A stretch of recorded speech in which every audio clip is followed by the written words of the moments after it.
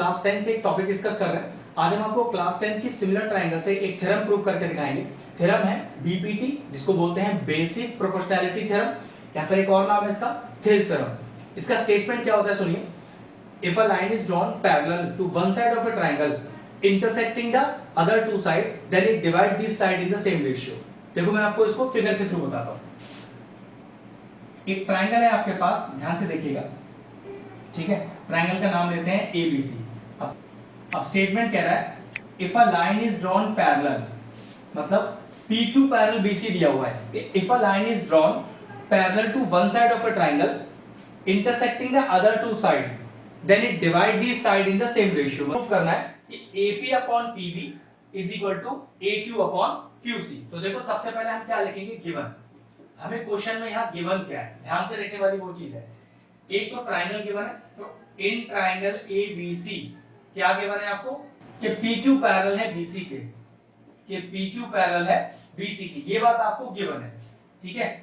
अब to prove आपको इसमें प्रूफ क्या करना है, आपको प्रूफ करना है कि AP upon PB is equal to AQ upon QC। तो देखो जरा, AP upon PB is equal to AQ upon QC। Construction भी है देखो इसके अंदर। कंस्ट्रक्शन क्या है इसमें, तो देखिए इसमें कंस्ट्रक्शन है join PC join BQ, draw, ध्यान से देखिएगा, PM perpendicular AC and QN perpendicular AB। देखो थ्योरम है, आपको ये सारे स्टेप याद रखने ही पड़ेंगे, इसका और कोई तरीका नहीं है।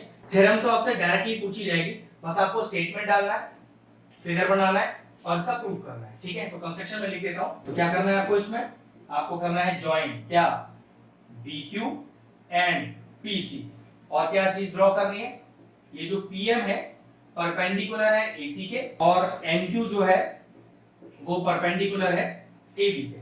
अब स्टार्ट करते हैं अपना प्रूफ, ठीक है। ध्यान से देखना कैसे करते हैं, आसान सा पार्ट है। सबसे पहले मैंने लिखा एरिया ऑफ ट्रायंगल APQ, ध्यान से देखिएगा, APQ upon area of triangle BPQ, BP और Q। ध्यान से देख लो फिर से। सबसे पहले मैंने लिया APQ ऊपर वाला ट्रायंगल और BPQ। अगर एरिया की बात करें APQ के, तो ये आएगा हाफ इंटू बेस कितना है AP और हाइट कितनी है NQ होल अपॉन BPQ का एरिया देखिए, हाफ इंटू बेस कितना है PB और हाइट कितनी है NQ। अब ये बात तो समझ में नहीं आई। देखो ध्यान से बोर्ड पर, मैं जरा BPQ ट्रायंगल को अलग से बना के दिखा रहा हूं। तो ये P B और Q, मैंने बेस तो PQ लिया है, लेकिन देखना हाइट कौन सी ली है मैंने इसकी, हाइट तो मैंने इसकी ली है QL।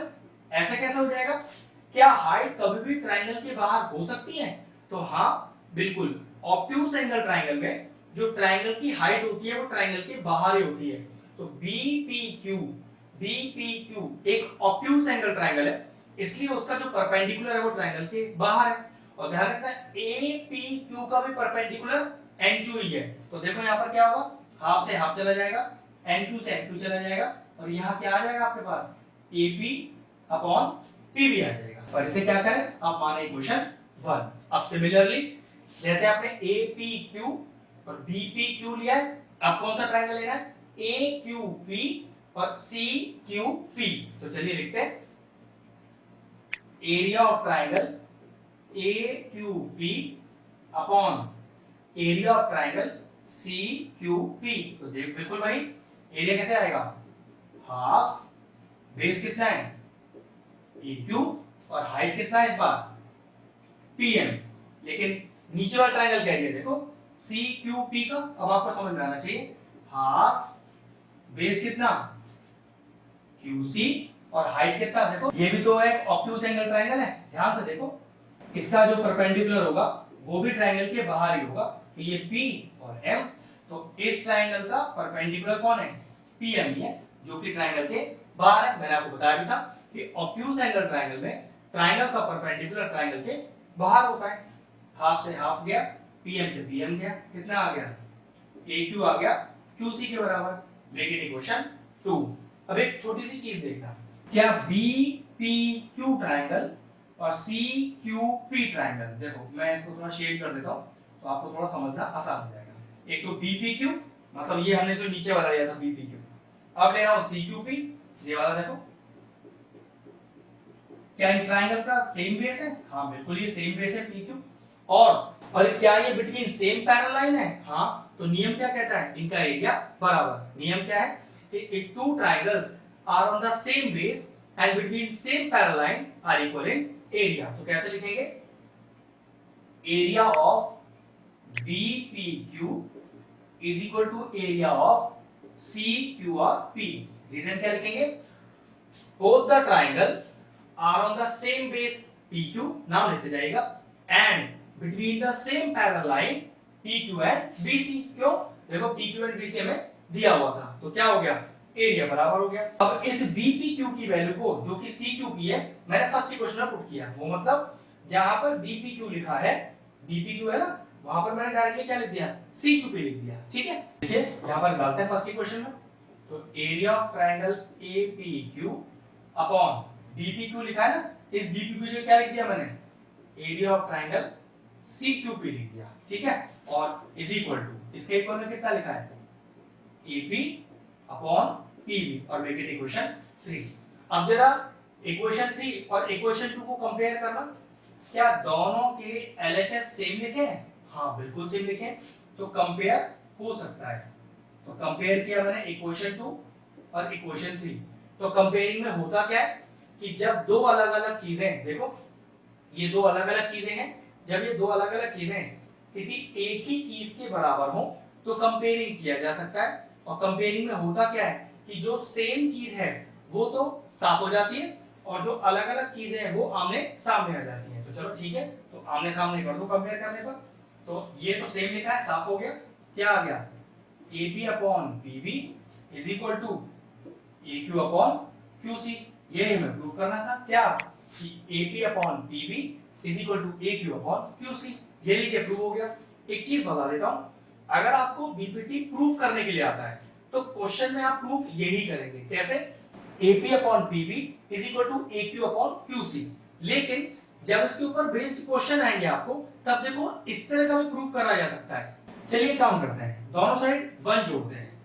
ध्यान से समझिएगा इस बात को, ये जो मैं आपको पार्ट करके दिखा रहा हूं, ये पार्ट सिर्फ आपका इसके क्वेश्चनों में यूज होगा, प्रूविंग करते समय तो क्वेश्चन आपका यहीं फिनिश हो जाएगा। ठीक है, चलिए 1 जोड़ी दोनों तरफ, ये लीजिए यहाँ भी 1 जोड़ा और यहाँ भी 1 जोड़ा, ऐसे लीजिए कितना आ गया, ये आ गया आपके पास PB plus AP is equal to QC आ गया एलसीएम, AQ और प्लस QC, तो PB प्लस AP देखना कितना आ गया, PB प्लस AP पूरा कितना आ गया, AB upon PB is equal to, ऐसे देखो AQ plus QC, AQ plus QC कितना आ गया, पूरा AC आ गया, तो AC अपॉन QC।